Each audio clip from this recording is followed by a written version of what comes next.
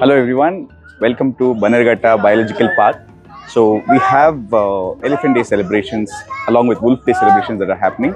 So we have elephants at the back. Bannerghatta Biological Park is a beautiful zoo which focuses on education and conservation of animals, and very close to Bangalore. Bannerghatta National Park is attached to the zoo. So Bannerghatta is an emotion for Bengalurians. So today we're going to learn a little more about how Bannerghatta Biological Park is creating awareness about elephants. Elephants are fantastic creatures, a lot of learning from this beautiful species. So let us now have a look at the elephants which are part of the Elephant Day celebrations today. So on this special day, we have enrichment that happens for the elephants. It's like celebrating someone's birthday. So like how we cut cake, right? We have some enrichment that is given to these elephants to mark the special day. So you can see elephants in the background. Do you want your jewelry to be designed by yourself? Step into Three Star Gold Company.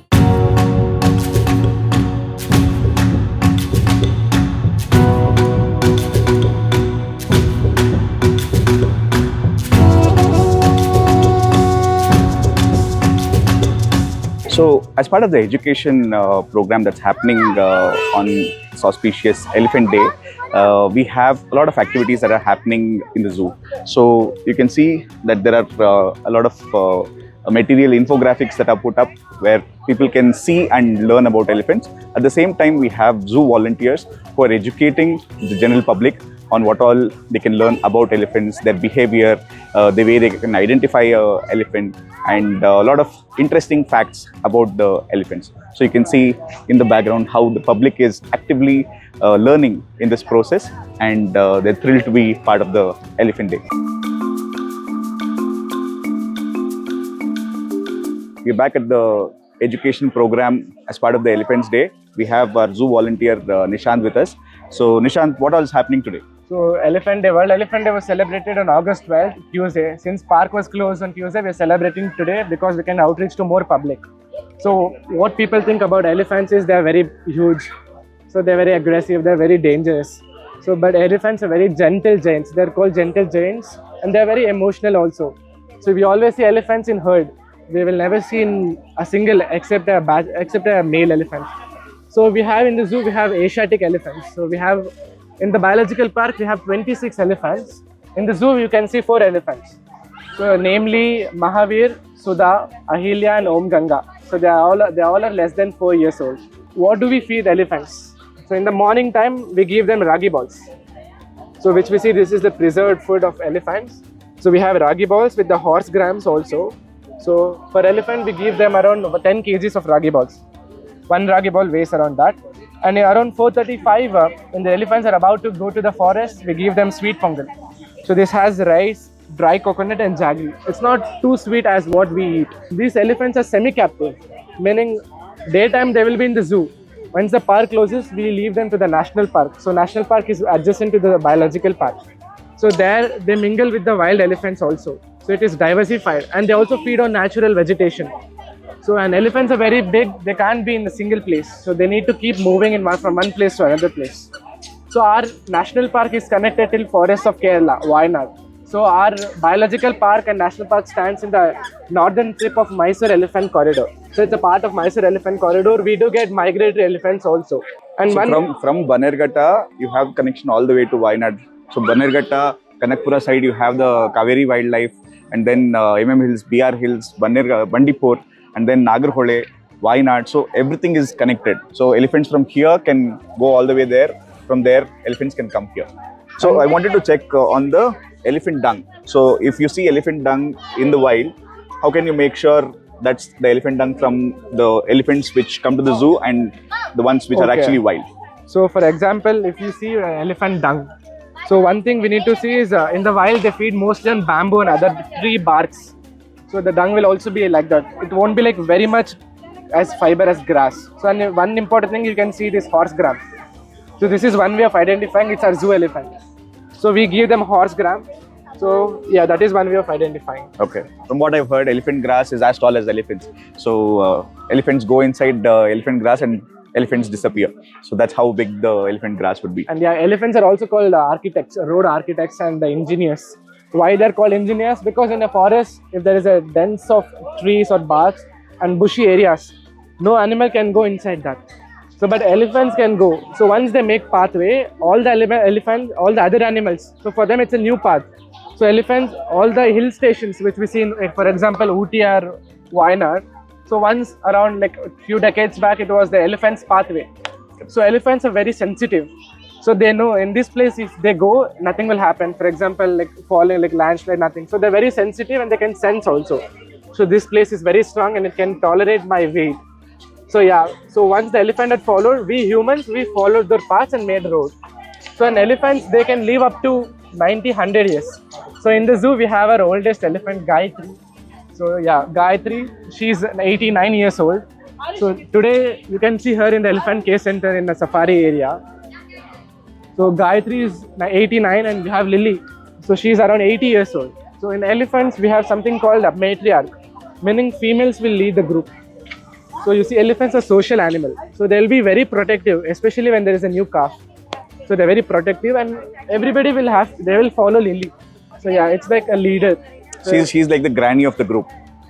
The matriarch is like the grandmother of the group. She remembers all the roots and she passes on that information to the next generation of matriarchs. An elephant's pregnancy is around 22 to 24 months. So when the baby is in the womb itself, the vibration, the pathway where mother goes, the baby will have the stored of that knowledge of where my mother is going. So what happens once the newborn baby, the elephant group, so they take the new baby to all the places, just like we take our babies to the natives.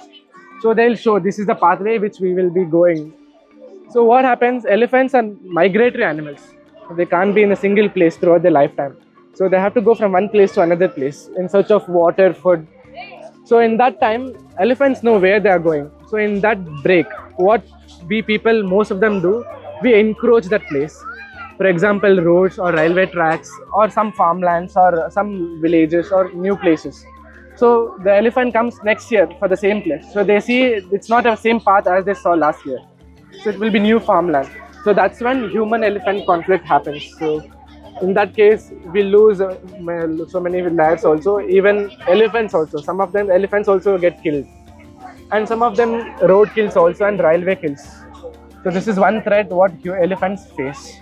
So yeah, we need to be aware. So this is why we are doing this education program, so that public will have very less, at least some knowledge about elephants, which they were unaware of it before.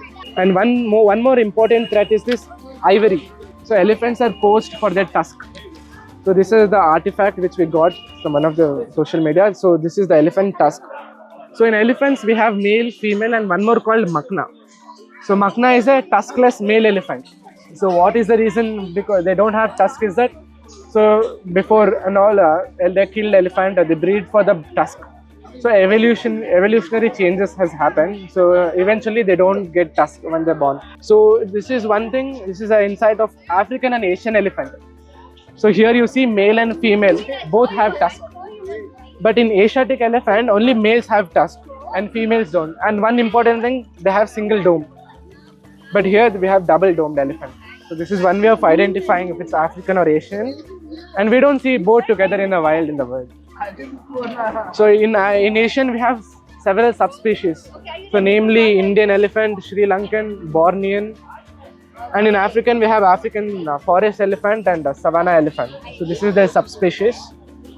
And yeah, this is the importance of elephants. So we have a sample here of the... So this is the back foot of the elephant. The front foot will be circular. So how do we, for example, if elephant walks in a muddy area or in a marsh or swampy area, so in that circular place, the water will stay there.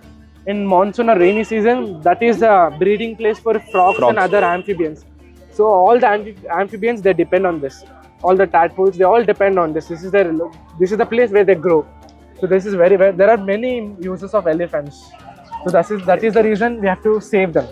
So they have a lot of threats also. So every step that the elephant takes is creating a lot of life. It's creating ecosystems for animals to thrive.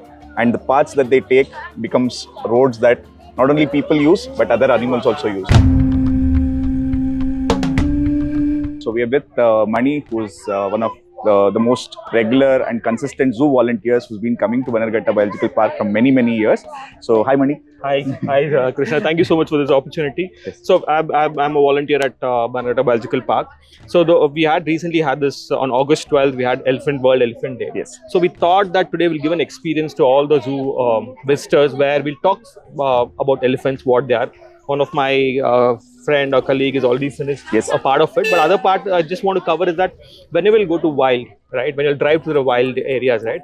Of course, you'll see a lot of wild animals around. You have to stay in your car itself or in your vehicle, and you're not supposed to get out even to take photos. The best is just to pass by, enjoy the view, and just move out instead of getting out and taking photos. Recently, Krishna, you're aware, right? Yes. There was a case where in Bandipur, a gentleman came out of the car to take a photo, and he almost got trampled by the elephant. Correct. See, basically, what we are doing is we are entering their area. Correct. We are actually affecting them.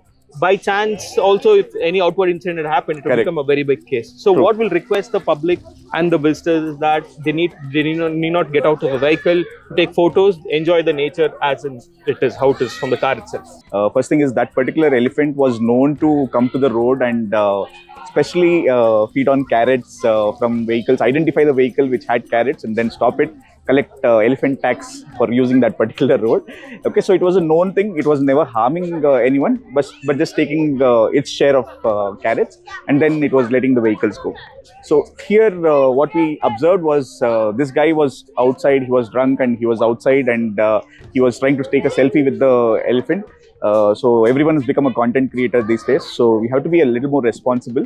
And apart from that particular person, if you see in the background, apart from so many vehicles that were there, so many people were outside the vehicle. Absolutely. So absolutely no and getting the elephant outside. could have attacked anybody there. Yes, exactly. Right? So you have to be extra responsible when you are in the forest. So as soon as you are entering the wildlife spaces, no using plastic, no getting out of the vehicle. And we've seen people thinking that we are kind and we are feeding something. You're not. Yeah, so you're feeding monkeys, you're feeding peacocks, just deers. a simple example, even from your hand, right? You sweat in your hand, right? You feed them from your hand. The salt gets added to the food. Correct. And they get used to it. But that kind of salt, you do not find it in the forest. True. And they'll again crave for it. That's how they come, as you talk about the tax, that's how they come and start that behavior of taking it from the visitors. True. So in the spaces like that, if you see, you'll see a lot of these animals, deers, monkeys and peacocks and all waiting near the road. So that might lead to an untoward incident, that might lead to an accident sometimes, and they're all waiting. So what we're actually doing is we're not being kind. We are being very rude. We are being very cruel. We're actually harming them. Exactly. So and one person doing it, it's expecting everyone else to do the same thing. So you might see monkeys in the zoo as well. Exactly. They are expecting people to give Sprite. They're expecting people to take water, lace. So one person's kindness is becoming a problem for everyone. Okay, so let us be responsible around wild spaces. Let us be responsible towards wildlife. That is the best thing that we can do. And as Mani said, no stepping out when you're entering wild spaces. Let's respect them. Yes. Thank you, Mani. Yeah, thanks.